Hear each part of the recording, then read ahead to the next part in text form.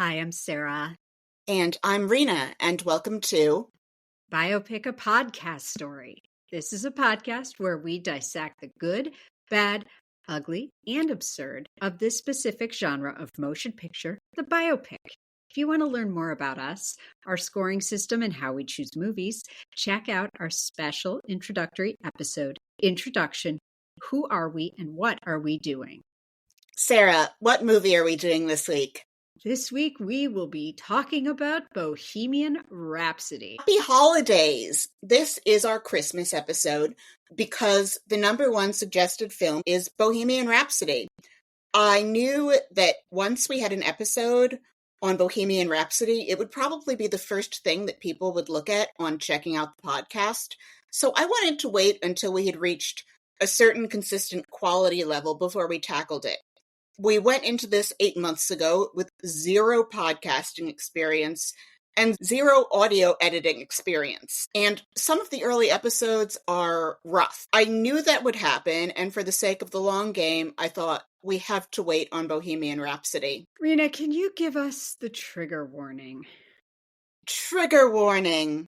This movie contains depictions of drug abuse, mild ethnic slurs, period-adjacent homophobia, hints of what AIDS looked like before what was initially known as the cocktail, and other medications that have thankfully turned HIV and AIDS into mere inconveniences so long as you live in a first world country and maintain decent health insurance. And this movie also contains dubiously convincing buck teeth. Rena, can you please give us the spoiler warning? Spoiler warning! We are going to spoil everything, including possibly the major plot points in works of narrative art having nothing to do with this particular movie. Consider yourself warned. So, Rena, can you tell us a little bit about Freddie Mercury and the English rock band known as Queen? Sure. Freddie Mercury, the lead singer for Queen, was born as Farrokh Bulsara on September 5th, 1946, in Zanzibar, on the East African coast of what is now Tanzania. His family were Indian Parsi and were members of the Zoroastrian religion, one of the world's oldest faiths. At the age of 7, he was sent off to live with relatives in India so that he could attend boarding school near Mumbai, where he formed his first rock group, the Hectics, at the age of 12. Because teenagers around the world were tuning in for the global phenomena that was the birth of rock and roll. He would see his parents and younger sister once a year until going back to Zanzibar in 1963. However, the following year, his family left Zanzibar due to political turmoil to start over in London, where the era of swinging London was underway. Freddie Mercury is celebrated for his 4-octave vocal range and incredible showmanship. He formed the band Queen, along with Brian May on guitar, Roger Taylor on drums, and John Deacon on bass, and they were one of the most successful rock groups of all time. Their classic hit albums include A Night at the Opera and Queen 2, among others. Their song Bohemian Rhapsody has the distinction of being the only song to go to number 1 on the charts in multiple decades. Other beloved Queen hits include We Are the Champions, Somebody to Love, Another One Bites the Dust, You're My Best Friend, We Will Rock You, Fat Bottom Girls, and the David Bowie collaboration Under Pressure, to name a very small sample. Their performance at 1985's Live Aid is considered by some in the know to be the greatest live performance in the history of rock and roll. Fast-forwarding through a slew of other things that we will get to in the course of this podcast, Freddie Mercury died of AIDS in 1991, but the remaining members of Queen are still alive as of 2024. And as the child of an academic and an acute Anglophile, I would like to note here that Brian May belatedly earned a doctorate in astrophysics in 2007 for a thesis that he had started over 35 years earlier and became Sir Brian May in 2023, and that Roger Taylor has the accidental distinction of being one of only 2 non-royal Britons to appear on a British postal stamp while still alive. because he was in the background on his drum kit on a Freddie Mercury commemorative stamp, and they just overlooked, oops, we're putting a living person on a stamp. John Deacon's gimmick is that he is boring, despite having laid down some of the most memorable bass lines of all time. And Sarah, can you please tell us a little bit about the movie Bohemian Rhapsody? Bohemian Rhapsody, the film, is 2018 biographical musical drama film focusing on the life of Freddie Mercury and the formation of the band, and it goes through to the 1985 Live Aid performance that you mentioned.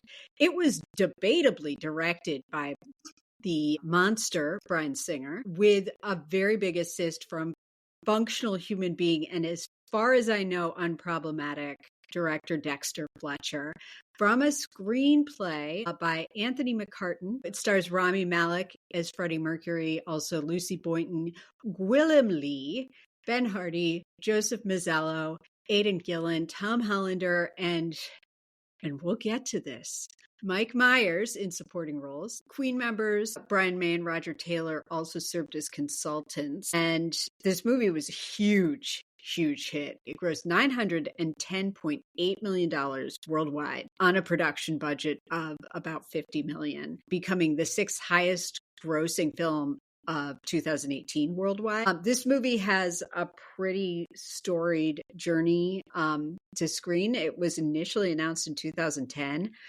with Sacha Baron Cohen set to play Freddie Mercury. He left the project in 2013 following, quote, creative differences with producers.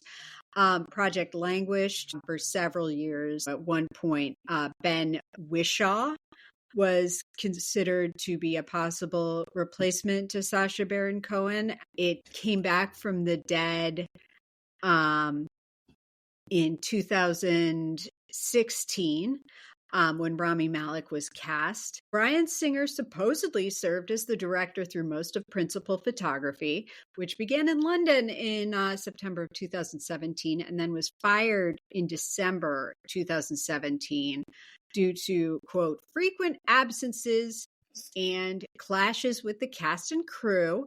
Dexter Fletcher, who we also know directed Rocketman, he had originally been set to direct the movie when it was early in development. He was hired to complete the film.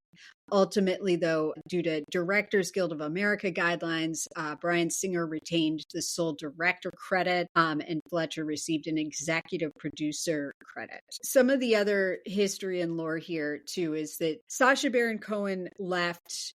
So, as I mentioned, creative differences, but allegedly he wanted to make this movie more of a gritty R-rated tell-all, and the band wanted a PG-rated film about their story. There's also potentially apocryphal tales that Brian May wanted to make the movie all about how Queen moved on without Freddie, which I don't know that that's true. You're shaking your head. I'm shaking that in my head because it's an awful idea, and I don't think anyone would watch that. Also, fun fact, Sacha Baron Cohen also attempted to recruit some other directors to the project, including David Fincher, which interesting movie. And also Tom Hooper, who I believe should not be allowed to go anywhere or brought anywhere except to Morgan Stanley's HR department to get a job in finance. He shouldn't be allowed near art. I'm glad they didn't bring him onto this project because I don't know how much more like mediocre this movie could be. Spoiler alert, I don't care for this film. So some of the sources we used in this episode include the book Somebody to Love by Matt Richards, Is This the Real Life? The Untold Story of Queen by Mark Blake, Queen, The Ultimate Illustrated History of the Crowned Kings of Rock by Phil Sutcliffe. Also articles from Slate, Bustle, The New York Times, Vanity Fair, The Mirror, IndieWire, more Vanity Fair, and also a story about where the Live Aid money went from Spin. Yes, there is strong evidence that quite a great deal of that Live Aid money went to Ethiopian warlords. His heart was in the right place. Anyway, Queen. So the worst thing that I can think of to say about Queen would be to call them the rich man's Styx, which is not necessarily an insult, depending on who you ask. I'm going to say that that is harsh, just because I think Queen is a superior product with a superior frontman. And I am one of the dozens of Styx super fans. I love Dennis DeYoung and his like big theater kid energy, but Queen is much more important. Anywhere in the world, you can watch this 22 minutes of Queen performing, and it is 22 minutes of energetic joy, and you feel fantastic, which is a much greater source of happiness than weapons purchased by warlords with the Live Aid money. One of the remarkable things that I note when I watch videos of Queen performing is that these four men sound so unified, but look like they have nothing to do with each other. I have watched the YouTube video of Queen at Live Aid at least 8 or 9 times, and it has been awesome every time. Brian May has said that he thinks that Queen sounded rough at Live Aid and that it was Mercury's performance that carried them, but I would argue that the energy of coming together like that is what makes the performance great, in contrast to whatever imperfections Brian May thinks he hears. I don't have anything unique to say about it except like everyone who says it's one of the greatest performances, live performances that's ever happened is correct. This whole Live Aid concern in the film creates what I would say is the film's most successful gambit, which is by putting this moment of tremendous triumph at the end of this movie and reminding those of us who are aware of that performance, it takes us there. We forget that Rami Malek is lip syncing against a green screen to a crowd made up of AI humans. And like the last 15 minutes of this movie are, to me, like akin to the Lou Gehrig story, where it does that Men in Black thing and erases all of the bullshit that came before it in your brain and leaves you with the feeling you get watching tens of thousands of people do the Radio Gaga hands. I was watching it afterward with the sound off because I do feel like this movie is as manipulative as The Passion of the Christ, maybe more so. I'm watching Mr. Robot cosplay Freddie Mercury in front of a green screen. This movie uses Freddie Mercury and the music of Queen as a human shield against criticism, and I hate it for that. And I'm going to say for the first time, I really enjoy this movie. Anyway, it's noteworthy to me about Live Aid in general that they don't play their 5 most famous songs, but found 5 that blend and segue into each other perfectly. I would venture that very few people familiar with Queen would say that Hammer to Fall is one of the 5 most important Queen songs, but I'll be singing it for like days after watching Live Aid. It's sort of like how a greatest hits selection organization by chart position or chronology is never the best album by any artist. And I guess a little about things I love about Freddie Mercury. I love Freddie Mercury for being unashamed when he was accused of being pretentious. I've been accused of being pretentious for over 30 years, and it's usually just when I'm being myself. And some of the most hurtful instances have happened when I was being at my most vulnerable and open. And I think you like what you like, and we should apply the same generosity of spirit to people who are genuinely into things that most of us deem kind of highfalutin that we do when we say to not judge people for lowbrow guilty pleasures. Agreed 100%. I was re-listening to Queen's Live at Wembley concert another time that they played live in front of like tens of thousands of people and had them in the palm of their hand. And I know that we're supposed to be more advanced now, but in some ways I feel like we're more prudish and less willing to have fun. Like Freddie Mercury in this concert on this album sings Big Spender from Sweet Charity, a splashy Broadway musical by Cy Coleman from the 60s. He sings this in front of this crowd with like a rock beat behind him, and they are all loving it. And it is the gayest thing that's ever happened. And I love that he was, I mean, I have nothing but good things to say about Queen and about Freddie Mercury. They're an astonishingly strong set of musicians and probably like the smartest collectively band that ever existed. Mm-hmm. And I love that he was a weird misfit who was pretentious and was like loved opera and loved rock and roll and sang a show tune like this in full voice in front of this crowd, and they ate it up. And where is that world now?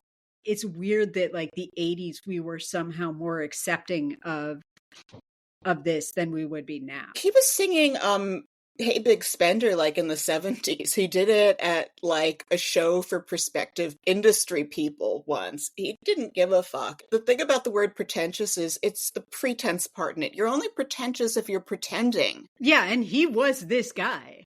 He was not pretending to be into anything he liked that was caviar to the general. I want to be clear that my dislike of it has nothing to do with this music and with this band and with Freddie Mercury. But anyway, we open on Freddie Mercury waking up in bed at his London home and coughing. We see him trimming his mustache, and we learn that it is the day of the Live Aid concert. We see Freddie feeding his cats, who live like royalty. We have some wonderful shots throughout this movie where it cuts to cats looking at things. I loved this. In emphasizing that Freddie is a cat person, I feel that Bohemian Rhapsody avoids one of my least favorite filmic cliches, the one where they show that someone is likable and good by showing them being affectionate towards a happily responsive dog. Based on the portrayal here, I would guess that if Freddie Mercury ever met a dog, he would give it the side eye and say, "What are you panting over, darling? Have a bit of dignity." I don't think I saw any dogs in this movie. The cat person experience is rarely ever given a positive portrayal on film, and I am here for it. Indeed. So we have some scenes of getting ready at Wembley, where everything looks very authentic down to the 80s tech, and that hair that's like puffy on top and then longer in the back, even when they're not trying to be mullety. You see all of these accoutrements that will have meaning to you if you're a Queen fan, like them getting Brian May's red special guitar out of, and like shining a light on it. And they're playing at Old Wembley Stadium. There is a whole saga of how the stadium they're at is no longer around, even though it had these towers from the 1920s that were a national icon, and it had one of their historic ratings, and it was a whole thing about, oh, leave the towers, but then they got in the way. And yeah, even though Britain is usually very good about these things, you can look it up. There's a whole story to why not just Old Wembley, but also the towers are no longer there. And they say it was not a very comfortable stadium, but I don't care about that. I like pretty towers. Well, they're about to go into what is possibly the most common framing device in the biopic. Begin when the subject is famous, so that the audience will know that they should care about this person on account of them being famous. Then cut back to before they were famous, possibly childhood, and move forward. It is the most used framing device in biopics over the past 20 years, but I will give Bohemian Rhapsody credit for sticking to one framing device. One of our signs of a weak biopic is that it uses, say, 4 framing devices like Gotti. We've seen this framing device so many times, so early in our journey. I feel like it's been in about 50% of our movies. But I'm going to give credit here to this movie. I think like the opening of this movie captures incredibly well what it's like to go out on stage. I felt like right there with the tension of being about to go out on stage with him. Freddie bounces up onto the stage, and we cut back to London 1970, where one of the first things we see is Freddie picking up some pin money by handling baggage at Heathrow Airport, where he's throwing suitcases, and somebody calls him a Paki, and Freddie says, "I'm not from Pakistan." So stick a pin in "I'm not from Pakistan." And I'd imagine this is like a sore point because no, he's not from Pakistan. He's Parsi. And this is about ignorant people not knowing, like, subdivision, not knowing more than one ethnicity to bug a person with. We have an elephant in the room here surrounding Rami Malek's prosthetic buck teeth. I really like Bohemian Rhapsody a lot, and I've seen it 3 or 4 times, and at no point have I been bothered by Rami Malek's teeth. They make me incredibly angry. I want to caveat this and be really clear. I think Rami Malek is a very good actor. And I think he has a lane. And I want to know, why am I not watching Oscar Isaac play Freddie Mercury? I feel like Rami Malek is miscast in this film. I feel like these buck teeth make him look kind of like if Nick Kroll were playing Rami Malek in a Kroll show sketch about the biopic tropes of Bohemian Rhapsody. I can't handle these teeth. I can't handle the way that it causes him to set his mouth. I don't understand why he swept every award the year this movie came out. I don't get it. It's a fine performance, but it's like he's lip syncing for half this movie. And I'm not suggesting that someone should be like trying to sing like Freddie Mercury, but it's kind of like you just gave this guy an Oscar for lip syncing and the teeth. Anyway.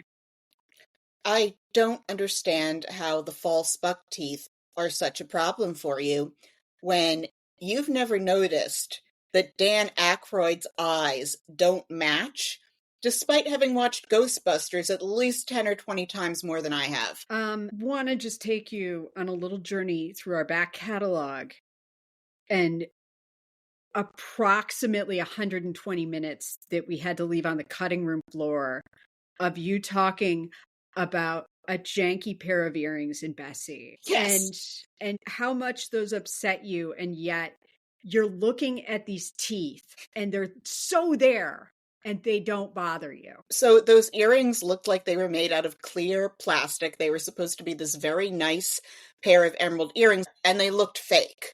They looked fake.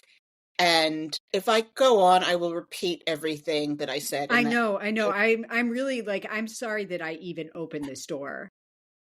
I think I'm probably likelier to get mad about a fashion thing. I didn't have a problem with the teeth, and come to think of it, I was also the one who didn't have a problem with Bryan Cranston's fake ears in the All the Way episode. I honestly don't think they're that bad, and I would have been more disturbed by an LBJ who didn't have the ears, or a Freddie Mercury who didn't have buck teeth, because that gets in the way of how I imagine them in my head. They needed, for whoever was playing Freddie, to have buck teeth in order to be believable as Freddie. They had a ton of money riding on it.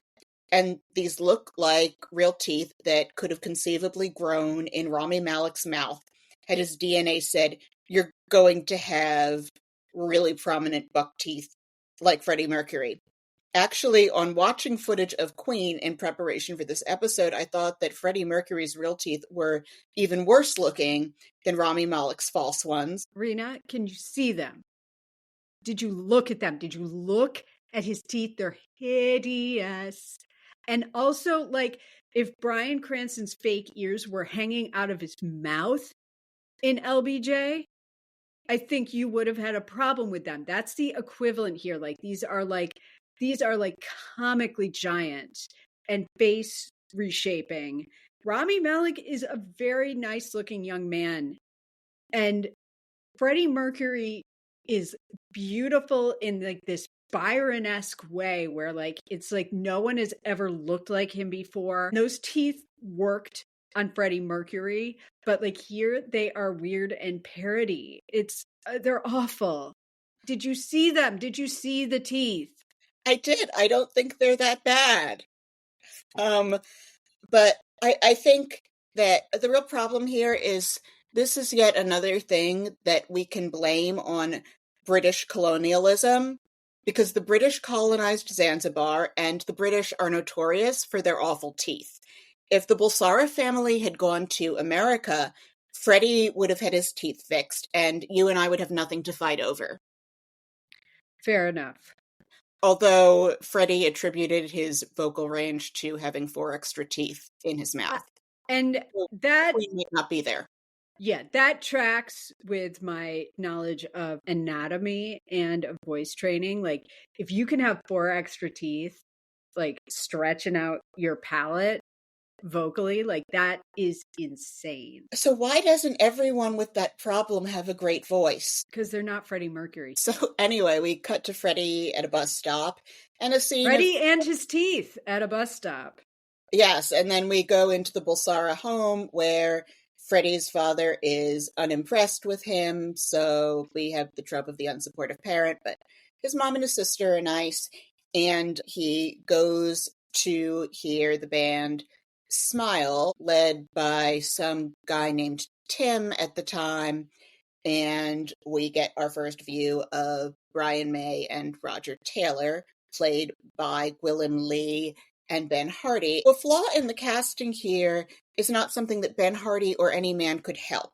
The issue is that Roger Taylor is one of the prettiest men of all time, and Ben Hardy is a pretty man, but this is the reverse of the normal situation where whoever plays someone in a movie is like them 2.0. Roger Taylor in the I Want to Break Free video is prettier than 99% of women can ever hope to be, even on like our wedding day when we have people fussing over us and we have that like bump that comes from being like really happy. And the distraction for me here is that whoever you cast as Roger Taylor is not going to be as pretty as Roger Taylor. I think the term they use is fishy when someone is convincing. And I heard theories in my process of researching this that part of why the I Want to Break Free video got them into hot water in America. In this video, they're all in drag is because Roger Taylor is wearing one of those schoolgirl uniforms with the little pleated skirt, and that straight male executives were uncomfortable with feeling turned on by how pretty Roger Taylor is in that video. That's like when Hanson started and people would be like, the lead singer's really cute. She's so adorable. And it's like, that's a dude.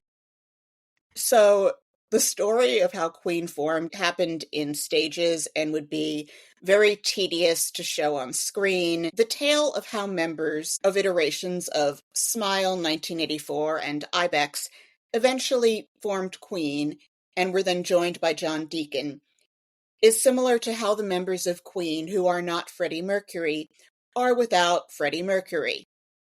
Boring. So you're telling me they all didn't just like run into each other in a parking lot and start singing like they do in this movie? They knew each other around. Freddie and Roger were roommates for a while and ran a vintage clothing market stall. They were in and out of bands, and Freddie wanted to join at one point, and it was a process that would be super and then-y. Like, there is no way to make that montage not be boring. I'm going to allow it because that does sound very boring. I'm also Taylor and Deacon are like the Kevin Dillon and Frank Whaley of this movie.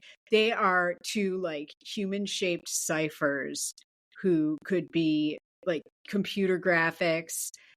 in the background. Brian May is almost nothing in this movie too. Like, we know so little about any of these people. I know that this is about Freddie Mercury, but like the underdevelopment of the band and how they worked so well together really bothers me. None of those men would be rock stars without Freddie Mercury, but I thought that the two actors playing Roger Taylor and John Deacon were subtle and understated and were doing the job they were hired for, which was to not upstage Freddie. Yeah.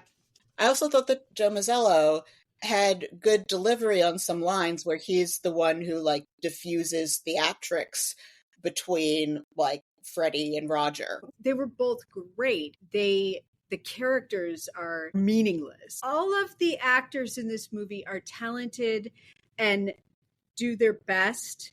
And I think like those two did acquit themselves admirably with really underwritten roles. I agree with you that none of these men would be rock stars without Freddie Mercury. I think you see way more from the other members of Queen in this than you do from the non-Morrison Doors in The Doors, which sort of became the template for the musical biopic for a while. But unlike The Doors, it's easy to see the joy and why people loved this band. And you see them having a great time recording together, which you don't see in The Doors, except for that one scene around the closing credits that we agreed was better than the rest of the movie because they actually look like they're having fun. I think you'd have more fun on the Bataan Death March than being a member of The Doors. And a note of Brian May appreciation here. I love Brian May. I love it that he has one guitar that he built himself as a teenager because he couldn't afford the Fender that he wanted, and that he doesn't smash instruments. And he has carried on playing the Red Special when he could buy any guitar he wanted. I love it that Brian May just happens to be an astrophysicist and that he is such a nerd, and I made that as a compliment. And he's an example of that talents tend to come in clusters, that when someone's brilliant at one thing, you'll often find out that they're brilliant at another thing. Oh, I was just going to say that like their smartness and their nerdiness does come through in how like ultimately like respectful they are of property. There's a story that I love that like when that Brian May went to Cambridge University after he had finally gotten this doctorate, and one of the other astrophysicists said, "You're the only one of us who actually looks like Sir Isaac Newton." Oh, that's adorable. Yes. So Freddie goes to a Smile gig while he was a fan. They act like this is his first time interacting with Roger and Brian, when he knew both of them beforehand, as we detailed. And also Mary Austin, who Freddie also meets for the first time, according to this movie this night, was casually dating Brian May. Brian May is played by an actor named Gwilym Lee, who I think does a great job here, and who I really loved as the Russian aristocrat Grigor Dimov on The Great, a show that was ostensibly about Catherine the Great of Russia, but admitted to being mostly made up and was really a parody on the sexed up historical series that started with the Tudors, and also sort of masterpiece theater costume porn. So Smile has just had a big setback. Their lead singer has left to join a band called Humpy Bong.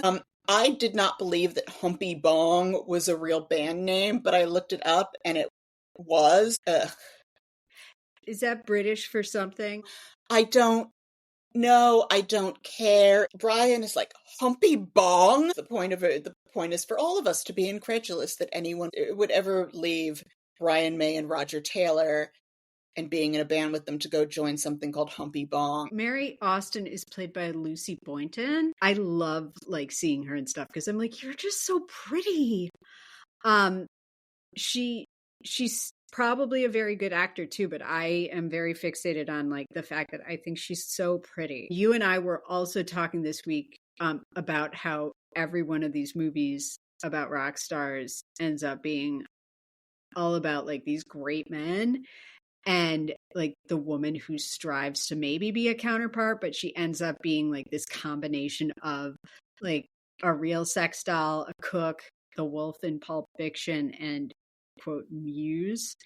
And Muse is an awful gig. No one makes money.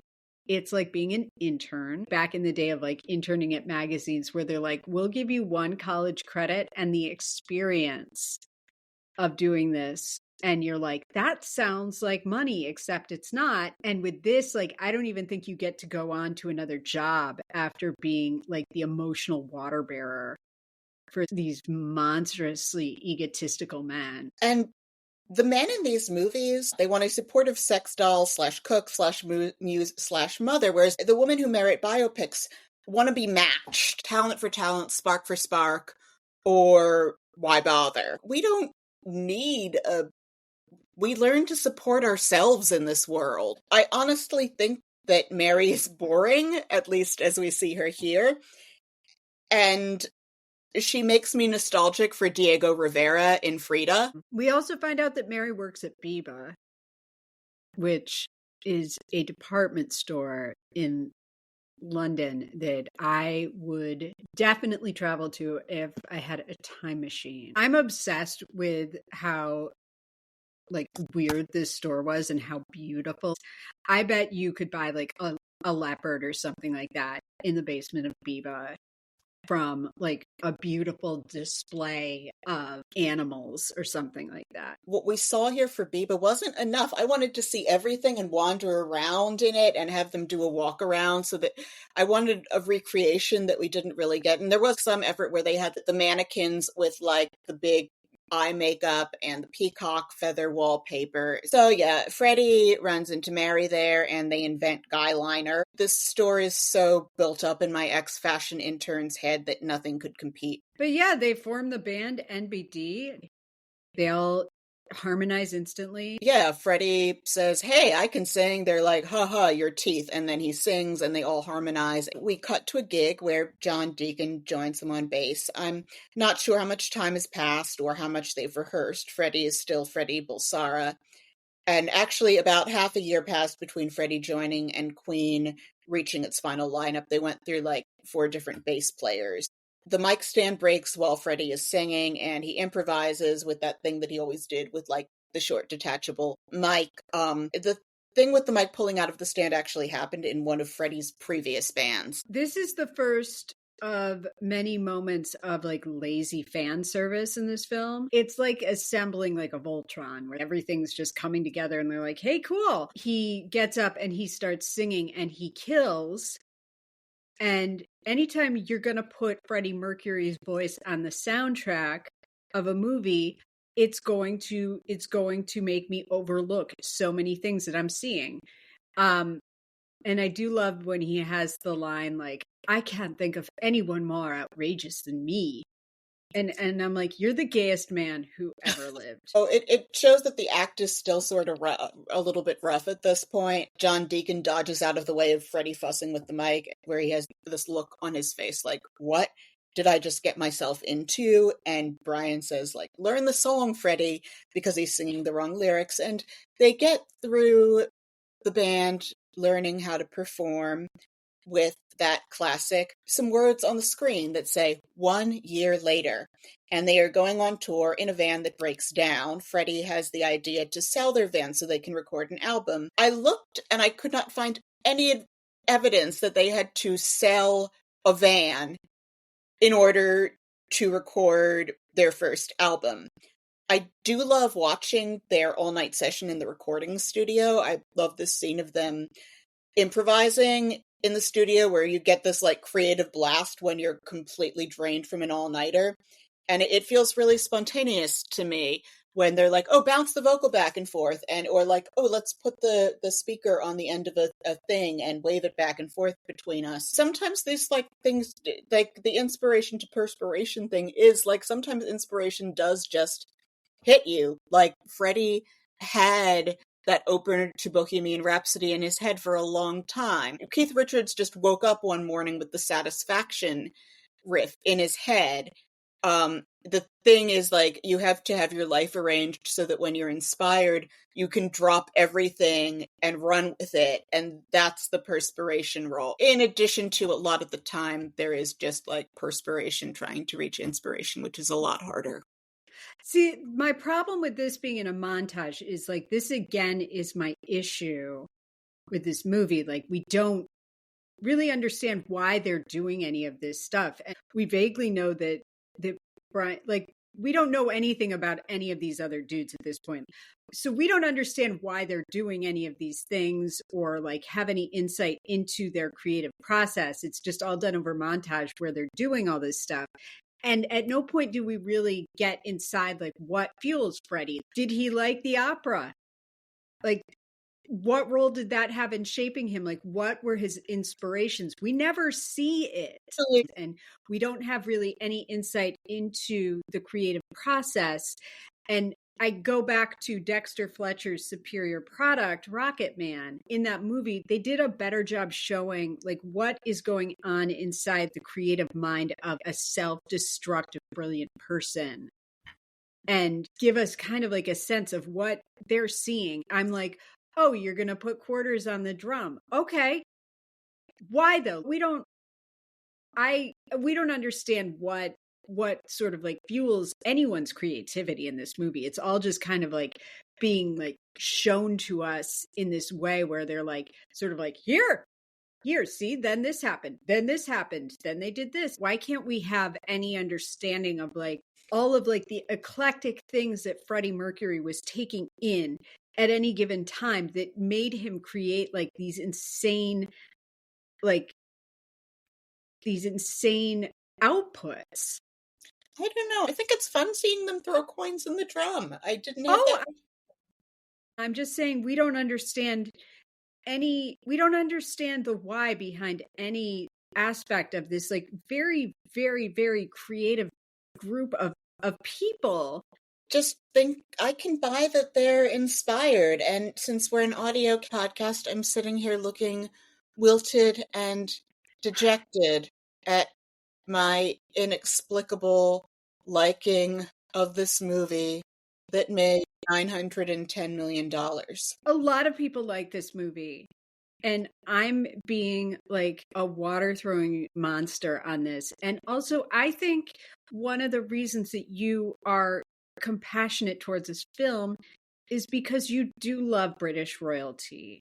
Yes, you know? I do. We've watched a lot of motion pictures about the history of British royalty, and I think this is just part of that proud lineage of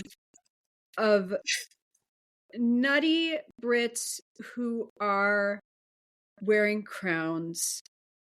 And Freddie Mercury is a different kind of queen, but he is a queen. He is. They are British royalty. I see why you love them. And at this point, they just kind of throw away that the new name of the group is Queen. We find out that Mary's parents are deaf, and they come to dinner with Freddie's parents and the band because it's his birthday. This is the first time that Mary or any of the band members learn that Freddie was born in Zanzibar, that his family is Indian Parsi, that they're Zoroastrians, and that his name is Farouk. I guess this is to give us a shorthand for all of this stuff that Freddie has not mentioned at all to people who know him. Roger hits on Freddie's younger sister, Cash. One of the things they're establishing is that Roger is the ladies' man out of the group. He asks her, "What are you doing later?" And she says, "Homework." Roger will hit on anything that moves because he can get away with it. And this is where Freddie drops the bomb to his parents that he is legally changing his name to Freddie Mercury. And the phone rings.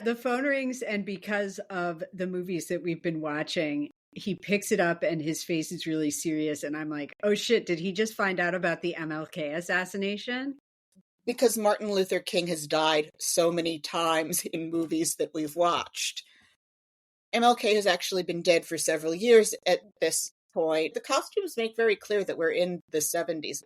I couldn't help but laugh at, like, it was another serious phone call where I'm like, oh no, the King assassination. Yeah. when the phone rings in a biopic, MLK dying is the Pavlovian response. I did think that this was an elegant use of sort of like the exposition train in terms of giving Freddie's background at this dinner. However, the editing in this scene, and anytime there are more than like two people on screen, is bananas. I am not the film person here. When I watch these things, I'm about wanting to see history brought to life on the big screen. I don't know squat about cameras. I would have liked if they'd just gone slower with the camera work and given us more time to linger in the little conversations around the table, because I feel like the actors, you say that you don't see that they were given the material to build three-dimensional people. I saw it, but that could have been lost. Just let them sit in the moment a little bit of the exposition of everyone, because they've managed to put everyone in the same space at once. There's this one point where Freddie says to Mary, she's telling him that she's already used sign language to tell her father things, and he says, and tell him his daughter's an epic shag. And she says, he can read lips. The actor playing Mary's dad, it looks like a little doll of a little British man with a mustache, and you see this man getting this killer glare on his face. I did think there were a lot of aspects of this scene that were lovely, and that we did get a lot of really nice moments with people. It was just also so crazily cut together. Like, I loved seeing Mary's parents. But there's some part where Roger's like, no, I was studying to be a dentist. I was studying, and then John is like, no, he's a dentist. The number one thing I want to ask Roger Taylor if I ever meet him is, how much do you remember about how to be a dentist? It's a good Like, question. did Freddie ever ask him, can you confirm that I'll lose my voice if I mess with my teeth? It's like mentioned offhand here, but Brian May is an astrophysicist. The guy is a damn genius. I feel like this movie cares about whether the audience is having a good time. In its defense, it's fun, and we don't give things enough credit for being fun. I don't feel like it ever drags for me. The script and the actors do a good job of conveying that these four men love each other. Acting anger is one of the easiest things, but portraying camaraderie and rapport in a way that feels authentic appears to me to be a lot harder. I think everyone looks like who they're supposed to be. And here, in this discussion of Freddie's childhood, I give Bohemian Rhapsody credit for no inner children. The closest that you get to it is when his parents show Mary and the band members the photos of baby Freddie. There's this picture of baby Freddie boxing, and it avoids a lot of the cliches that I hate the most, that were the things where I was like, and this is the flaw in Rocket Man, which we both loved unabashedly. I was observing, especially to see if any furniture is destroyed. I think that the closest they get to someone smashing furniture, which is another lazy bit of filmmaking that happens in these movies, where they'll have someone who is in rock bottom or frustrated smash furniture to get the actor out of, like, I don't know, doing a complex display of implosion, or something that people actually deserve attention for, instead of me smash thing now, me mad, which happens all the time in these things. And I think the closest they got isn't from Freddie, it's from when the band is debating which songs to put on A Night at the Opera, and Roger gets mad at them for not liking his songs and starts like throwing food, and he acts like he's going to throw something, and Brian and John yell at the same time, not the coffee maker. This movie avoids a lot of the biggest cliches, and that makes me feel like at some point someone working on this sat down and watched Dewey Cox and made a note on what not to do. The phone call is not Martin Luther King, but it is returning champion John Reed entering the film. As we recall, he was also at this time busy ruining Elton John's life, so he took a break from that to get involved with Queen and wanted to sign them as their manager. His introduction to this movie is an internet famous scene of how batshit this editing is. So until you made me watch that thing, I had no problem with how jumpy the editing is when I just want to sit and linger in the scene. My real question is, why did they arrange it so that 5 reasonably sized adult males are sitting around like 3 sides of an itsy bitsy picnic table?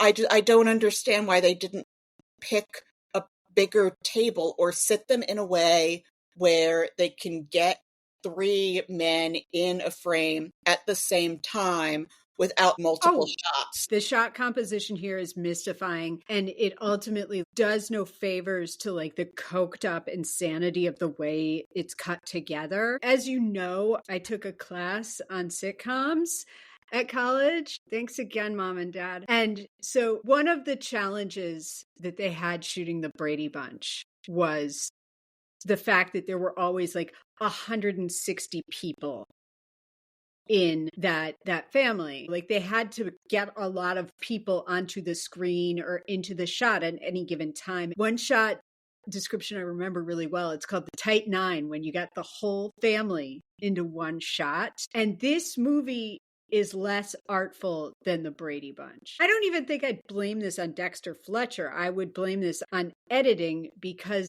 editing is a very powerful tool in filmmaking. Until you pointed any of this stuff out to me, it didn't really bother me, much like Rami Malek's fake teeth. There's a visual arts expert named Thomas Flight who has a YouTube channel, and he breaks down what is sideways about the editing of this film in a way that is much more efficient than the way I'm describing it. This basically comes from too many cuts within scenes, and then also all of the shots last less than 2 seconds. You're not getting a chance to absorb the emotions in this scene in particular. Their emotions are just like you know, John Reed wants to sign them and they're happy about it. Why do we keep cutting back and forth to people? Although Freddie is wearing a jacket that looks like that dinosaur in Jurassic Park that sprays Newman from Seinfeld. Oh, yeah. Yeah, I did. I was thinking, and they mentioned that looks aquatic. I have to say that I preferred Rob Stark's John Reed in Rocket Man over Littlefinger's in Bohemian Rhapsody. I'm referring to these actors by the names of their Game of Thrones characters. I'm just going to keep calling that actor Rob Stark for the rest of his career, because I get his name confused with the American football player who has a lot of video games named after him because they have the same last name. And that's fair. Anyway, John Reed happened later in Queen's real life story. And it would be tedious to show the full story of their disagreement with their first label, Trident. We know from Rocket Man that John Reed is good at getting artists out of onerous recording contracts, but that's not what happened precisely. Trident poured a lot of money into Queen while leaving the band members a pittance to live on, and a bunch of back and forth. I don't want to watch several years of complications in a band's relationship with their record label. Fair enough. There's a moment that I dislike greatly because it's an unearned tell, because Freddie is like, we're misfits creating music for other misfits, and we're all misfits together. There's literally nothing that has established that in any meaningful way in this movie. We haven't seen them interact with fans or anything like that. And I know ultimately that it is very true that they connected with people because they were so unabashedly weird. But we've seen nothing that indicates this. It's just like a fan service line. And it feels insufferable. I feel like it's implicit in the way that they always look on stage like they never had anything to do with each other before this moment, which the movie captures pretty well. Fair. In terms of things we don't see, Queen was kind of cursed when it came to touring abroad in the US and in Australia in the early to mid 70s. One of them was always getting sick. At one point, Brian May almost lost an arm to infection from a vaccination shot. because in the 70s in Britain, one of the things they did in the name of thrift was to reuse needles. We're about to go on Top of the Pops. In the real world, Queen had to work a lot harder than this. There were points where they'd only lined up a few gigs a whole year and they were like losing their like audience that they'd built. There was a gig they showed up to where there were 6 people in the audience. What we see here is they make an album with money they got by selling their van that was falling apart anyway. Bunch of good stuff happens, and then they make another album. Yeah, we're going to Top of the Pops. They did some split screen work here, which I liked, because you did get to see the performance alongside like the audience responding to it. And then Freddie proposes to Mary, but this is something where the real life proposal was so cute that I guess they were like, no, we can't put this on screen. Everyone will say this is contrived. Because when Freddie Mercury proposed to Mary Austin, Freddie put the box with the ring inside he had boxes inside boxes and boxes. And so she had like a bunch of boxes to open where it was like she opened a box and there was another box and another box and another box until she finally got to the itty bitty box with a ring, which I guess they didn't do because it seemed like a film cliche. That's so sweet. We get a montage of Queen touring the US where Freddie is picked up by a trucker at a truck stop who is played by Adam Lambert, who has toured with the remaining members of Queen singing Freddie's parts.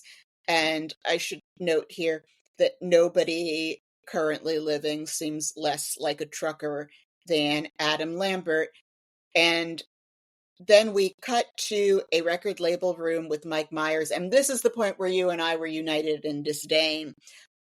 Ray Foster, the Mike Myers character, isn't real. He says a bunch of things that are way too on the nose, like the allusion to Wayne's World, where he's like, this isn't a song that kids will sing along to in the car. This made me furious. I have a complicated relationship with fan service, but this is infuriating. This feels like he like bought a walk-on role in this movie. Like, I hate like this kind of cutesy bullshit. I hate it. And like he has this terrible beard that looks like they like just applied glue to fluff and put it on his face. Mike Myers is a gratuitous bit of stunt casting as a tribute to Wayne's World's tribute to Bohemian Rhapsody. And again, the movie does not really dive into the very detailed story of Queen's bitter struggles with their record labels and contracts. But I suspect that this tasteless sleaze played by Mike Myers is meant to be an amalgamation of everything that Roger Taylor and Brian May hated about their early contracts and the people they had to deal with. And they also have a lawyer, Jim Beach, who Freddie renames Miami Beach because the name Jim Beach is boring. Miami Beach is played by Tom Hollander, who just played Truman Capote on Brian Murphy's show Feud and was amazing. This is another scene where it's just occurring to Freddie and everyone's kind of nodding along, where he's like, we'll call it A Night at the Opera. And everyone's like, no, that's great. Night at the Opera is an insane album. It's wonderfully conceptual and weird and brilliant. I wish we knew more about the conceptualization of this, because we know it wasn't like he just like threw it all out there in a meeting like, let's just do this. Like the way that like I might like throw out an idea in desperation when I haven't done my homework. And I feel like this movie just does such a disservice to the artistry by just making it seem like they're just like, yeah, let's just go, we'll call it A Night at the Opera, it'll be fun. That scene where Freddie stares off into the middle distance and goes, yeah, that's good, that's really good, and jots something down that I'm like, okay, this is like service to the idea that you need to show people working. Actually, see, I liked them all going bump when Freddie is playing the aria on the record player and like chiming in and supporting each other because they're family and they're brothers. That's lovely, but I think an album like that in particular, it's not pulled out of the ass, you know? But how could you even begin to describe an album like that before making it? I don't know, but this movie didn't even try. So much has been changed for very good reasons. I don't quite know how this went down, despite having read 3 books in the lead up to this. Hovering in the background of every change is that Roger Taylor and Brian May are listed in the credits. Neither man is hurting for money, so why should we poke at changes that they didn't mind themselves? Yeah, but they wanted to make like a Disney World ride out of the life of Freddie Mercury and about this band. Like, it's a very sterile view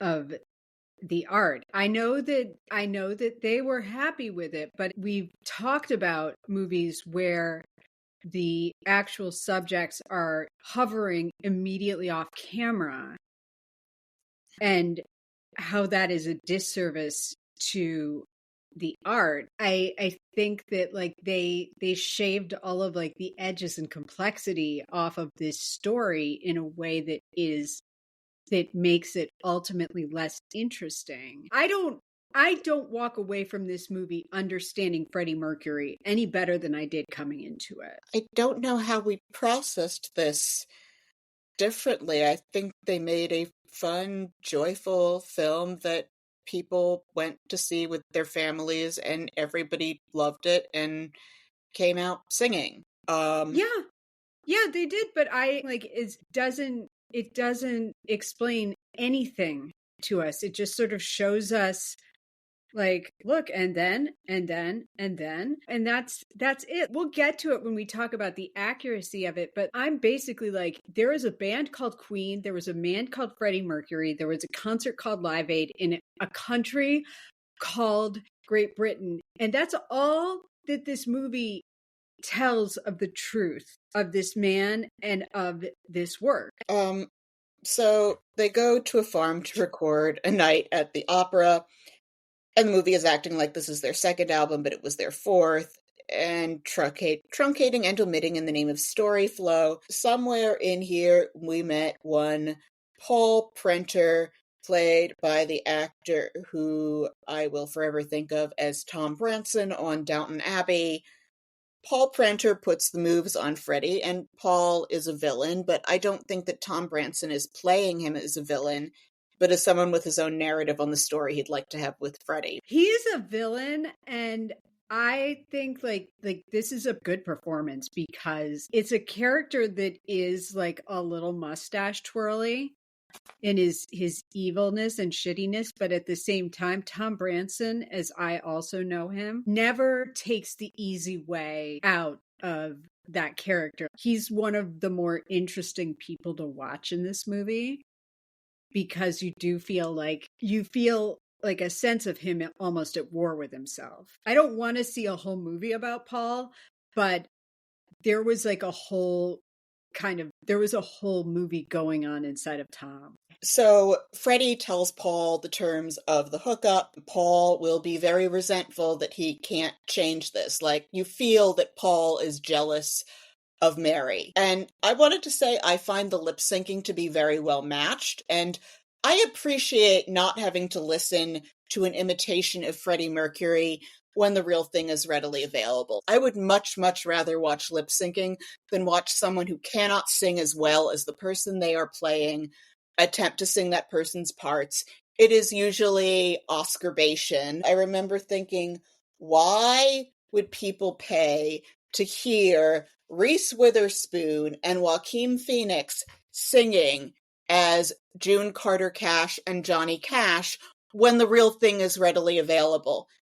And I feel resentful if I don't get to hear the real thing just so some actor can have their ego trip. Anyway, it is true that the recording of Bohemian Rhapsody, the song, took 3 weeks, and that this was about as long as it took to cut an average album in those days. And I love this montage of the recording. We see the rapport, we see them being themselves and doing the work, and there is a story in every book that I read about how they wore the tape so thin overdubbing the operatic section that it became transparent. There's one point where Roger is recording where he says, "Who even is was Galileo, and that bugged me because I don't buy that Roger Taylor hadn't heard of Galileo. He's an educated man, and one of his best mates is an astrophysicist. I agree with that.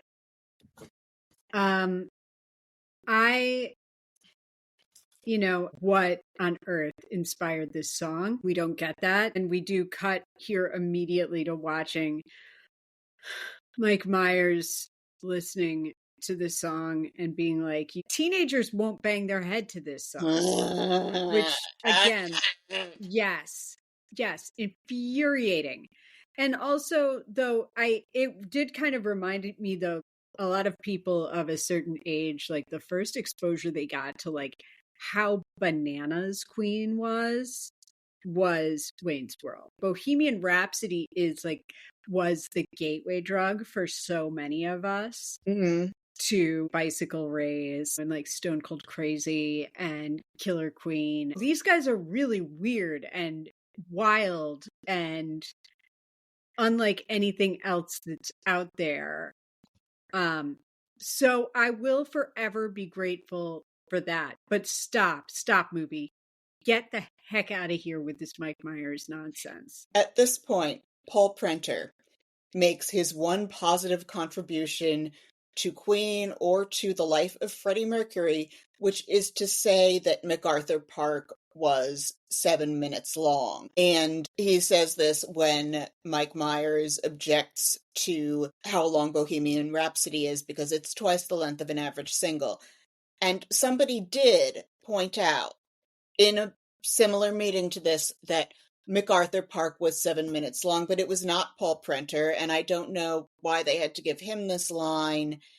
Perhaps so that they could give Paul some redeeming virtues, so that Freddie choosing to sleep with him on multiple occasions would appear to be a more nuanced decision than why is he doing this. I feel like they give him the line to make him less villainous and a plausible human being, or to show that he is like kind of stunned by Freddie. And then the story that we see here about a DJ going rogue with Bohemian Rhapsody to get it played on the air is true. And then we have the massive success concert montage. Generally, I hate it when biopics truncate or omit and then fabricate in the name of a cohesive and non-repetitive story, because most of the time, the real more complicated version is nearly always more interesting than the one that is simplified for a mass audience. The heel in this movie is anyone who would attempt to break up Queen. Also, true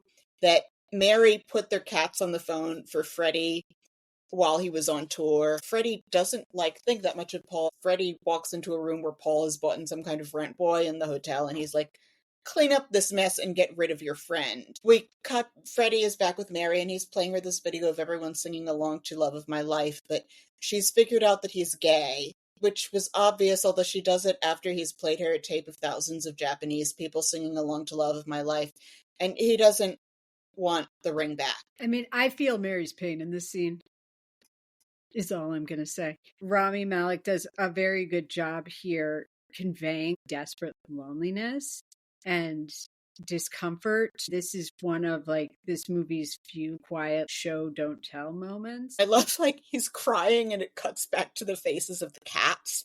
So we cut to 1980.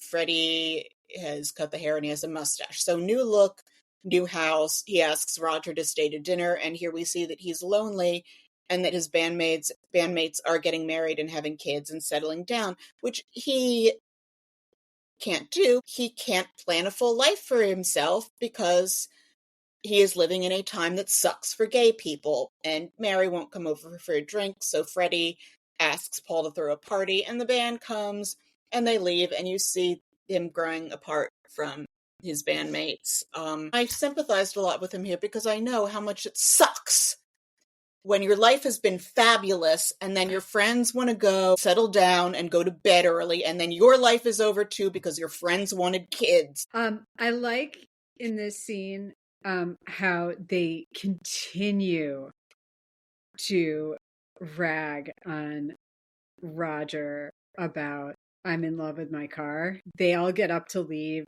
the party right as Super Freak starts playing. Rick James coming on at an event is a cue to leave because Rick James's music is always a bad omen and always means something terrible is about to happen and it's time to leave the party. And then Freddie's like, bring out the real weirdness, and the party continues. Yeah, Freddie is spending more time with Paul because he's lonely. He meets Jim Hutton after the party. So in real life, they did not meet when Jim was a waiter at Freddie's party. Jim Hutton was a hairdresser at the Savoy, and he and Freddie met at a club. And Freddie makes a blatant physical pass at Jim, which Jim objects to, but then they bond and they make out. The actor who they cast as Jim Hutton, flawless casting. He looks exactly like him. Mm-hmm. And I really also I liked his character. I don't have any idea what Jim Hutton is like in real life, but I like this warm man. Jim tells Freddie, come and find me when you decide that you like yourself. And this is a part that I have a problem with because we're expecting to buy that Freddie has this one meaningful encounter with Jim and then looks him up in the London phone book 5 years later and goes to find him at his house the morning of Live Aid.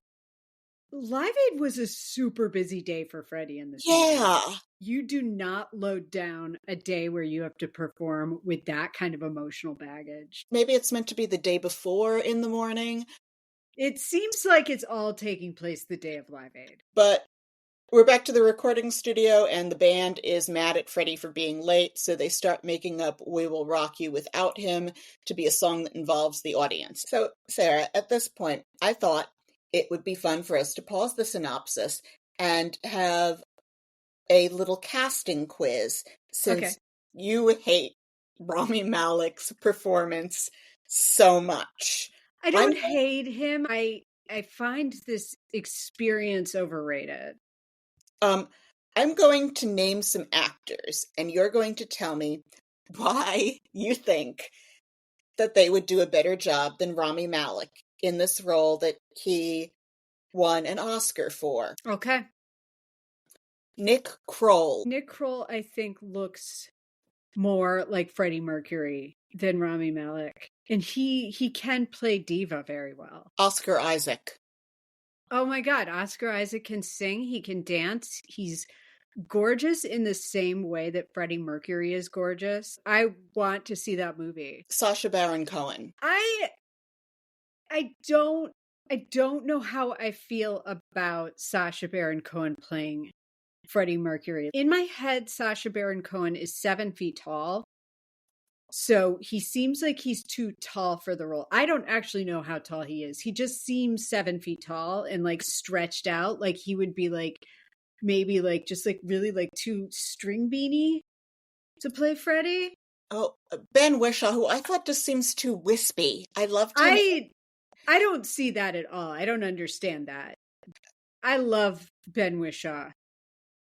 I love Paddington. There's so much to love about him, but him as Freddie Mercury, I do not see. Yeah, I loved him in a series about the National Health Service called This Is Going to Hurt. I sent you a picture of this guy, Tomer Capone. He's an Israeli actor. He plays Frenchie on The Boys, and if you've seen Fauda, he's the guy who gets blown up in season 1. Where did you find him? Because of those two things? Yes. Because that was my first question about that picture that you sent me. I'm like, where did you find this man? What rocks did you turn over to find this potential other Freddie Mercury? Yeah, he looks more naturally like Freddie Mercury than Rami Malek. Rami's got those big eyes, and they're distracting. I'm going to read you 3 more names. Okay. Andy Serkis. Andy Serkis can do literally anything. They could have done a mocap one of him, where he could play him as an orc, or he could play him as a monkey, or he could play him as Freddie Mercury and they could just like paint Freddie Mercury over him. Andy Serkis is a damn genius. This is a white actor, and all the ways that is problematic. And it's so problematic. All of these are problematic. On the same score, Judge Reinhold. Have you seen that man move? He can dance. He can act. He's a nerd. He would fit right in with the nerdery of all of this. One more name. Is it the dog from Air Bud? Robert Wool. How dare you? Robert Wool. How dare you? How dare you? For those of you listening in for the first time, Robert Wool is Sarah's least favorite actor ever. And if you listen to the Cobb episode, you could learn all about it. Robert Wool. My God, imagine him making that little bitch face all over this movie. You're racist, Ty Cobb. I'm just a writer, a sports writer.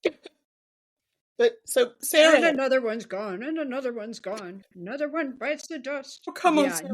No, Robert Wall, nothing. Okay, of course I'd rather have Rami Malek.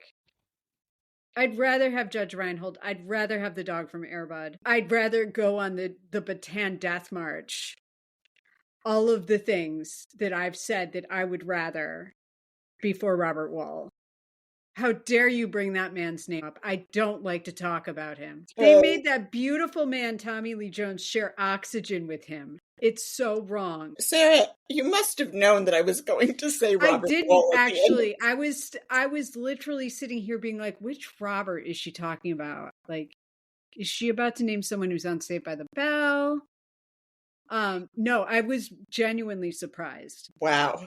Yeah, you shocked me with that one. I thought very surely you were going to bring up the dog from Air Bud. It's a dog that can make baskets. There's no rule that says you can't have a dog in the basketball game. There is a rule that you can't have Robert Wall on this show. I thought there's got to be someone that Sarah will admit that Rami Malek was a better choice. Cutting back to this movie, now that we've established that Sarah will admit that there were worse choices than Rami Malek to play Freddie Mercury. We have some more concert scenes. We have the first Ayo, and then comes the bit where Paul sets John Reed up to do a break up the band solo thing to get John Reed in trouble. That was brutal. I mean, what we know of John Reed, the fact that someone could out-asshole him. So then Mary appears and the light turns on in Freddie's face, but Mary has a boyfriend now, so the light goes out in Freddie's face, and John Reed does his attempt to talk Freddie into breaking up the band, at which point Freddie fires John Reed because Paul has double-crossed him. Yeah, that was very unkind. And then we do the another one bites the dust sequence. Yeah, so we see Freddie's parents reading about him in the tabloid, where, of course, they're disappointed. We go to recording Another One Bites the Dust, because John Deacon, despite being the most boring man in the world, composed a killer line. And then Miami Beach agrees to manage them. We have a club decadence montage like the one we had in Rocket Man, and then we go to a press conference where Freddie is very irritable. To be fair to Freddie being really irritable in this scene, these journalists were being monsters. They're asking him about his parents and like, does anyone have any questions about the album? And then we go to the video for I Want to Break Free, where again my issue that Ben Hardy does not look anywhere near as close to as pretty as Roger Taylor looks in the I Want to Break Free video. I wish I was as pretty as Roger Taylor. I know. All women wish we could be as pretty as Roger Taylor. And this didn't go over in the US. So in Britain, there's a sort of comedic drag, pantomime, Britishism tradition where this was acceptable in a way that it was not in the US. We see Freddie discovering that there are a lot of Jim Huttons in the London phone book, which, my gosh, all of these other Jim Huttons in London must have told him, "You have to be at Live Aid. What are you doing at my house?" And then Freddie doesn't want to tour anymore. He signed a solo deal with CBS Records, which was for $4 million, and the band does not take this very well. All of the furniture makes it out of the scene intact. I can understand that they're upset because $4 million in 1982 money is like $1 trillion. Actually, more like 12 million. Like, if it were 4 million pounds, that's like $2 trillion. Freddie insults them, but he needs them. I stopped cross-referencing somewhere around here because I just wanted to enjoy the movie. I'm not sure why I get mad about medieval headdress styles and fork usage being off by 200 years in the episode on Beckett, but I'm happy to smile and brush off the fictionalizations here. I think it could be because the 20th and 21st centuries don't interest me all that much. I find pretty much any other century that people bothered to write things down about vastly more interesting than the ones that I've been alive in. You can pretty much assume that everything you see in this movie is a shorter or more neatly packaged version of the reality. I made the note here to bring in notes and get through this in a succinct manner, but we're not at Live Aid yet. Freddie gives them all this speech about who would you be without them. He tells Brian you'd be an astrophysicist who wrote some brilliant thesis that no one read. In Brian's case, this for me is pretty close to gaslighting because tenure deals in the 1970s were pretty fucking sweet. Also, someone would have read the paper. Freddie is so down on that Roger, who would have been a dentist, and John, who had a degree in electrical engineering, would have actually had comfortable upper middle class lives without him, where they probably would have been perfectly satisfied and not had whatever alternative stresses rock stars deal with that the rest of us wish we could have, including if we're relatively comfortable. Paul and him alight to Germany, where they're going to record his solo albums. Paul is getting calls about Live Aid. Yeah.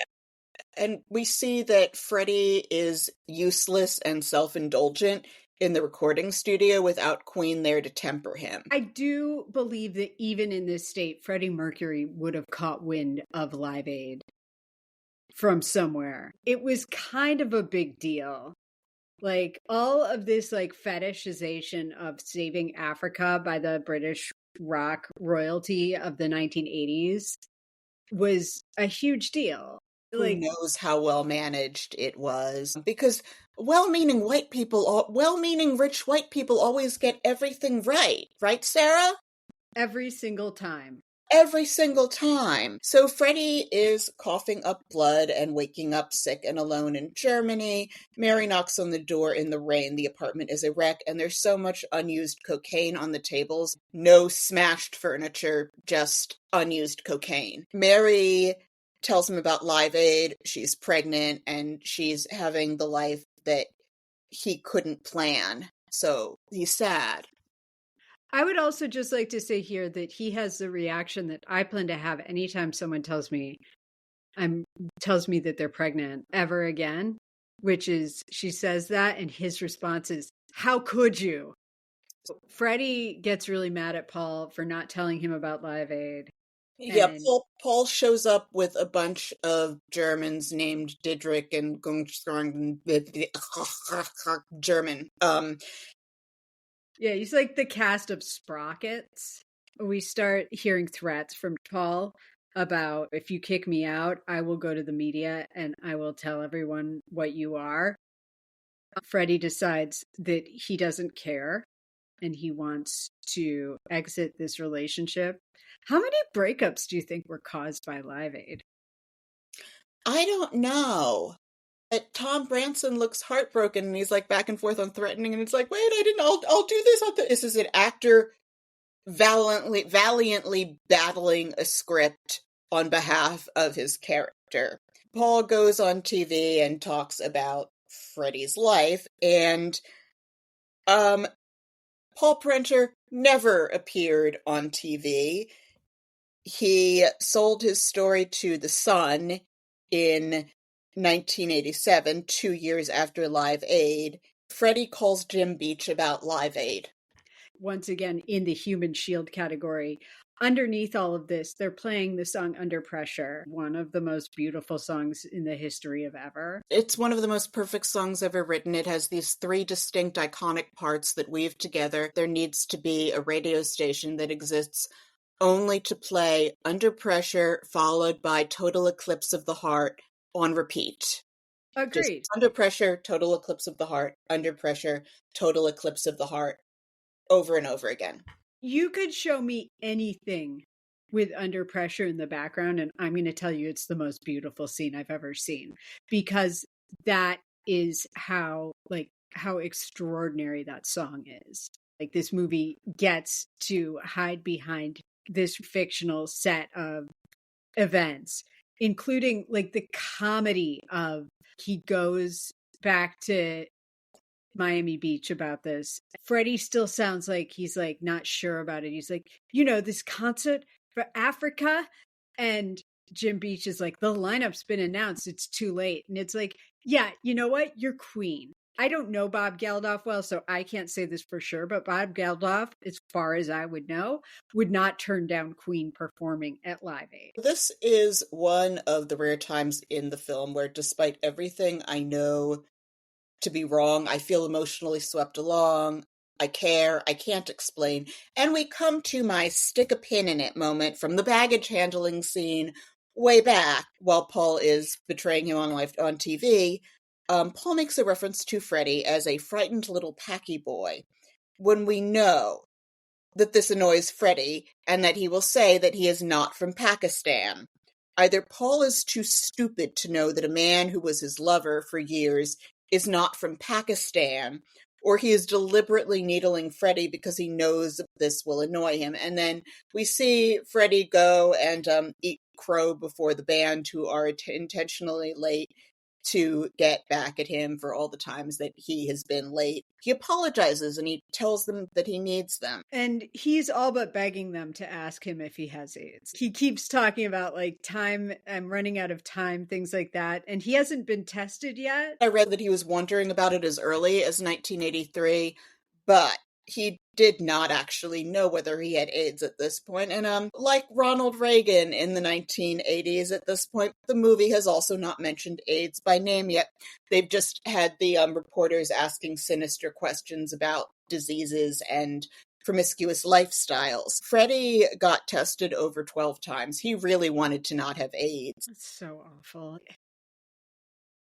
I will never not be at least a tiny bit angry at all times about the existence of AIDS, even when I'm thinking about not thinking about it. Like, if he hadn't happened to have AIDS, or if he'd somehow contracted it on a later timeline where the medication quality would have improved, would Queen have broken that mold on that very few rock artists make a good album after 50?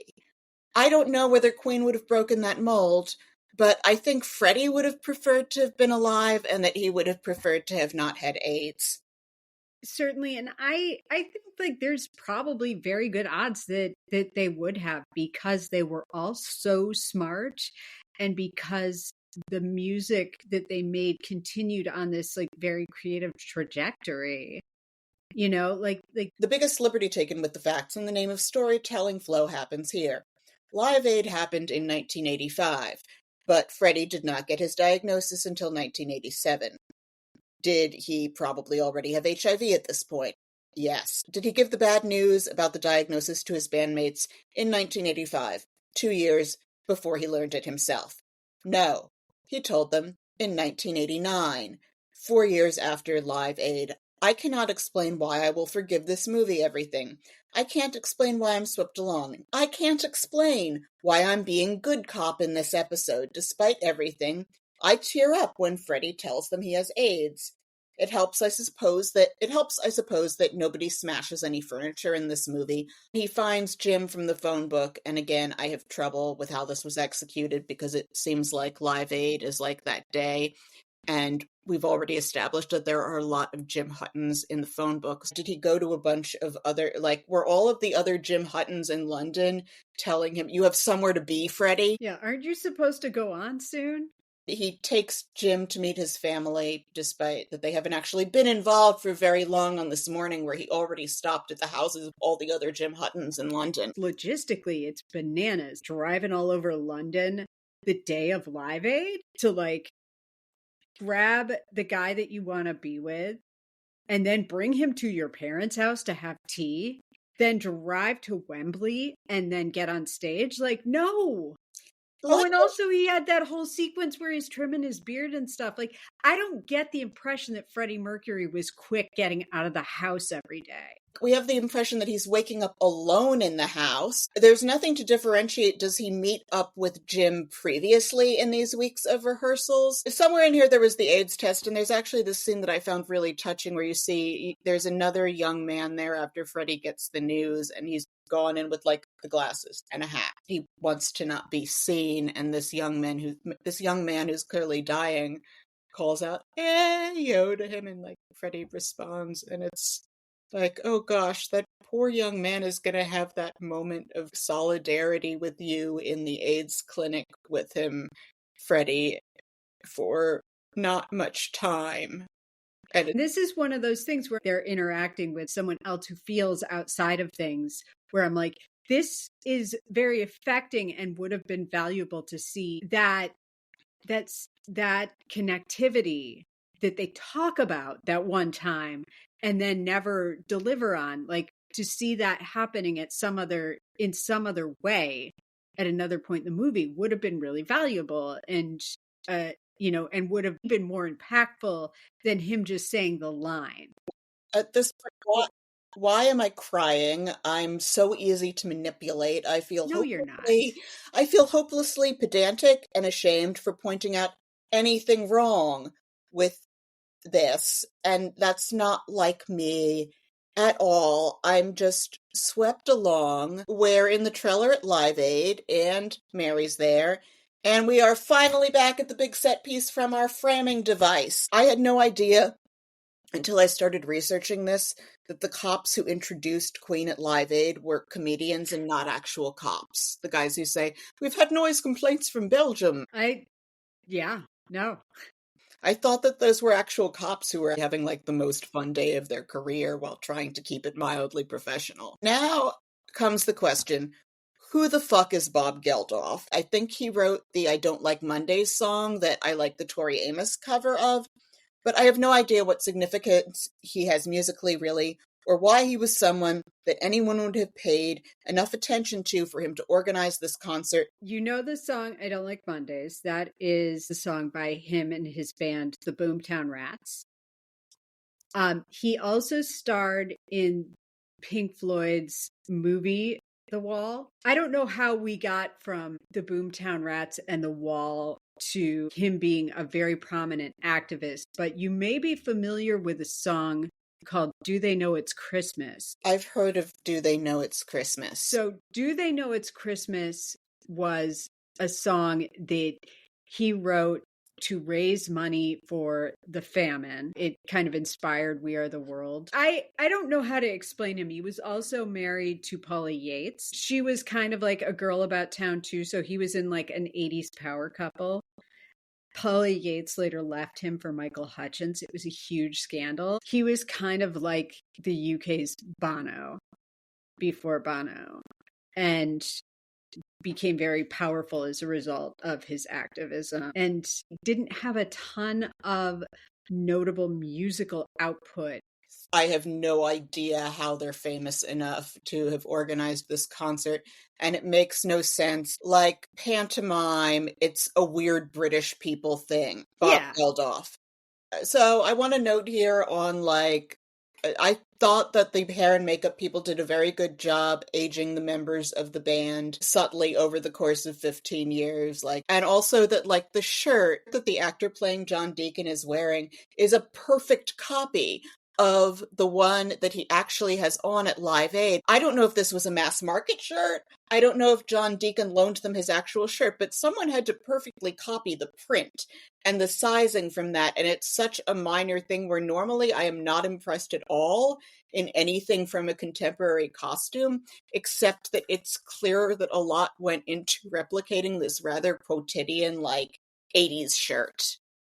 It's kind of amazing how much they nail it. I did not count the exact positioning and number and size and shape of the beer cups versus Pepsi cans on the piano. It was all so well done that you have no problem accepting that someone probably did that, and it would be boring to go back and look. And we have a gratuitous cut back to Mike Myers alone in his office drinking some hard liquor, which I'm only mentioning so that we can rag again about how he sticks out like a sore thumb in this movie. Why, like... Yeah. Yeah. They copy 12 minutes out of a 22-minute set without me getting bored, and I applaud them. This set piece was really well executed. Again, human shield behind the music, because you can take that step back and realize I'm watching an actor lip sync, and because the music is so good, you're like, I'm going to tolerate it because it's pulling this Jedi mind trick on me where I think I'm watching Live Aid.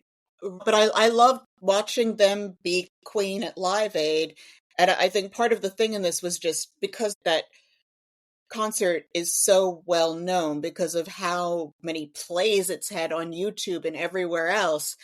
It's like, will they get this next thing right? Will they get that next, like, is Brian going to lean into the guitar just right at this point? And Gwilym Lee leans into that guitar really well and very much in a Brian May-like manner throughout the film. Where I net out here, because this movie ends with the Live Aid concert and ends on the song Don't Stop Me Now, which is an amazing song, like every other song by Queen. This is the kind of movie where if I start thinking about it even more, I'm like, why are we doing this? Because this is not in any way even remotely close to the truth of anything that happened. Like, there's a concert called Live Aid, a band called Queen, a man named Freddie Mercury. The rest of this is speculative and truncated and reorganized to make it more dramatic, and has like fan service, like having Mike Myers in it for no good reason. At some point back there, we learned that the fictional character played by Mike Myers worked on The Dark Side of the Moon and worked with Hendrix, which is just... But he's not real. Now that the movie is over, to catch us up on the final 6 years of Freddie Mercury's life, the stories about a dying Freddie Mercury continuing to lay down vocal tracks when he was struggling to walk remind me of the stories of James Joyce pushing himself to finish writing Finnegan's Wake while he was going blind, except that Queen's music is vastly more accessible than Finnegan's Wake. Freddie didn't put out a statement on having AIDS until the day before he died. Jim Beach arrives and they close the door, and hours go by before Jim Beach emerges and they make the statement. Less occasionally than I would like, I turn into a soft-hearted sucker for middle-brow pop melodrama. I have to reflect that I have joyfully watched Bohemian Rhapsody 4 times now. I've never been bored, I've never checked the running time, and we have reached the end and no furniture or household implements were destroyed. Roger did not throw the coffee maker, and the closest we came was Freddie pulling the mic stand apart, which was more an act of creation than destruction. Fair enough. So, awards talk? Oh boy. This was nominated for a lot of awards and won a bunch. It won Oscar for Best Editing, which is, as I have explained and as others smarter and more technically aligned than me have explained, doesn't make a lick of sense. It won Best Actor for Rami Malek, won for Sound Editing and Sound Mixing, which fair enough. Like, the music sounds absolutely incredible in this movie, and I'm not going to take that away from them. So it was nominated for 5 Oscars and won 4. It won the most awards of any film that year. This was kind of a weird year for film in some ways. The movie that won Best Picture was Green Book. The best movie I saw that year, and the movie that sticks with me to this day, is BlacKkKlansman. Other movies that came out that year that were big hits were, A Star is Born, Vice, and The Favorite. Rami Malek was up against Christian Bale for playing Dick Cheney in Vice, Bradley Cooper for A Star is Born, Willem Dafoe for At Eternity's Gate, and Viggo Mortensen for Green Book. If I could choose, I would choose Willem Dafoe because, what are we doing not giving that man an Oscar yet? And that's a lovely little movie. I would say Bradley Cooper because his performance in A Star is Born was deeply accessible and he had a lot to do opposite Lady Gaga. No way in hell did Green Book deserve any awards. It is a film where the white driver teaches the Black classical pianist to like fried chicken. And BlacKkKlansman was the best thing I saw that came out from that year. I'm going to skip choice dialogue because I think I hit all the points I needed to hit. Did you have any? My choice dialogue was, "What exactly are you doing with that car? Not the coffee machine." Overdub 24 of Fred's Thing. "Each cat will have his own room." "I'm a performer, darling, not a Swiss train conductor." And finally, "You're firing the wrong snake, Freddie." Oh, I love Freddie Mercury. Me too. I'm going to do a quick refresher on how we score movies. We rate our movies on a 1 to 10 scale across 10 areas that we find to be subjectively or objectively important to most films, specially tailored to specific issues particular to biopics. If you want more details on how we score movies, please scroll down our webpage at biopicapodcaststory.podbean.com. You'll also find a record of our scores for past episodes. I would also highly recommend listening to our special introductory episode, Introduction, Who Are We and What Are We Doing?, where we give a rundown of the methodology, why it matters to us, and some of the inspirations behind this podcast. And with that out of the way, let's score this thing. So for outward appearances, hair and makeup, I gave it a 9. For acting and casting, I gave it an 8. For passage of time, I gave it a 6. For costuming, I gave it a 9.5. For quality of the script, I gave it an 8. For accuracy, I gave 3.5. For storytelling, was it cliched? Was it interesting? Was it inventive? I gave it an 8. For production value, I gave it a 10. For production and direction decision making, I gave it a 9. And for Do We Care, I gave it a 9. So my scores: outward appearances, 9. Acting and casting, 6. Passage of time, 5. Costuming, 9. Quality of the script, 2. Accuracy, 1. Storytelling, 3. Production value, 6. Production direction decision making, 5. And Do We Care, 9. Well, but I thought you were all about hating the teeth. Why did you give it a 9 for hair and makeup? Because most of it was exquisite. To your point with the Live Aid concert, they got the hair, they aged people appropriately. I hate those teeth. I hate them, but I'm not going to knock everything because of the teeth. I'm not a monster. No, I'm just surprised that even with all of that you didn't knock out the teeth more. I hate the teeth. I hate them.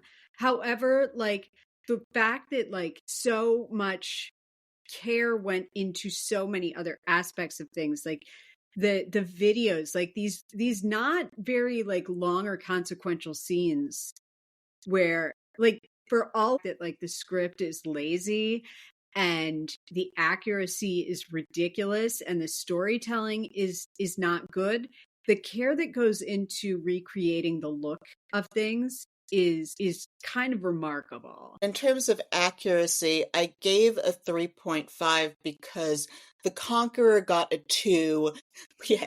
I think we gave Tennessee Johnson a 2. It's a very crowded field of things getting 3s and 4s and 2-point-somethings for accuracy. But a 1 score is someone with this name lived. And Yeah. a 2 score is someone with this name lived and did the stuff in this movie. With a 0, we give an automatic 0 if a person interacts with a dinosaur and it is not a dream sequence. But I guess a 0 would be nobody with this name ever lived and none of these things ever happened, so we're watching something that isn't. We, in this film, walk right up to the line with the dinosaurs. It walks right up to it and it stops short. Where was the dinosaur? I'm saying that we didn't get there, but this movie is coming close to that level of inaccuracy. Well, it's close enough to the present, though, that, yes, you see a lot more things that actually happened in this than you see in Tennessee Johnson or The Conqueror. My tally came to 8 on the line. 5.5. The average for Bohemian Rhapsody comes to 6.75. So sorry, you did not earn a second opinion, Bohemian Rhapsody. We gave it enough back and forth, I think, to make up for that. Is there anything that you would recommend that people watch instead? Go on YouTube, take the 25 minutes and watch Queen perform live at Live Aid. Rocket Man was, Yes. I think, a truer depiction of getting inside a really like a genius artist's head and seeing him collaborate. Mm-hmm. For like listening, if you want like a live Queen experience, I think that their album Live at Wembley Stadium, which came out in 1992, is so wonderful. There's like some really good, demo session recordings that you can find on Spotify or on Apple, including like one early recording of We Are the Champions, where you hear just a tiny bit of the tension and perfectionism, where it opens with one of the guys saying, "This is take 1,000,000 of We Are the Champions," and it ends with like, and it's a completed version of that song where it ends with him closing the song rather than it just ending the way it does.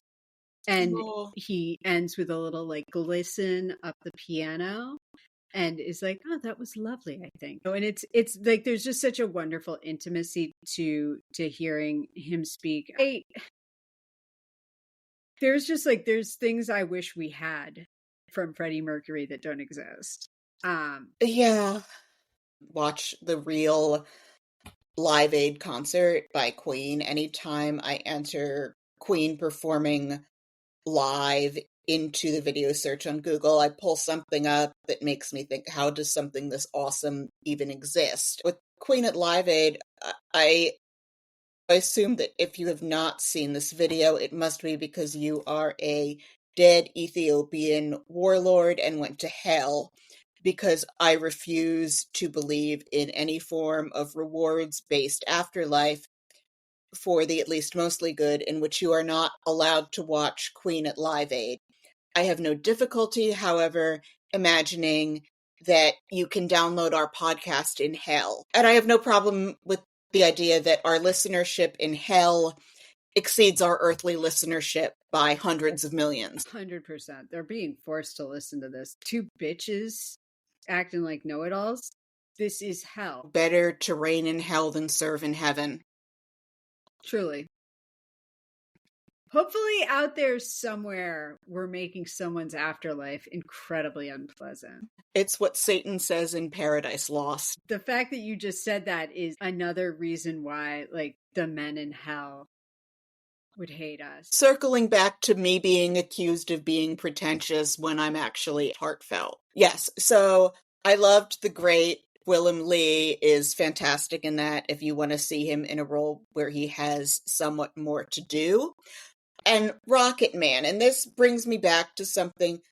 Rocket Man is a better film, even though it did everything I hate that I was applauding Bohemian Rhapsody for not doing, like cliched hug with the inner child, the black box, the furniture smashing, and Bohemian Rhapsody avoids these things but is not, to me, as good as Rocket Man.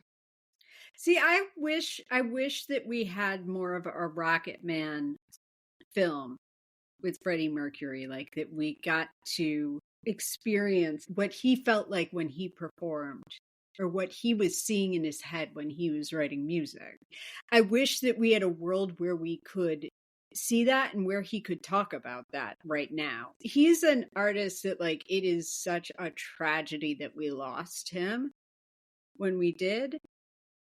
And it's a miracle that we had him in the first place. You think about like the vast expanse of like incredibly iconic and in no way similar music that this band put out. Like the fact that like they made Another One Bites the Dust and Bohemian Rhapsody, that they made Bicycle Race and We Will Rock You. Like that's absolutely incredible that these things exist. With that, Sarah, will you take us out?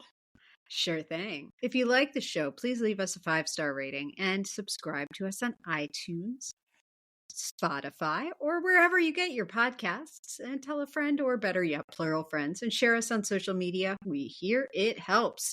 You can follow us on Instagram, where we have visual aids from our episodes, and our Instagram handle is @BioPickAPodcastStory. So do check us out there, and we'll link to that in the show notes as well.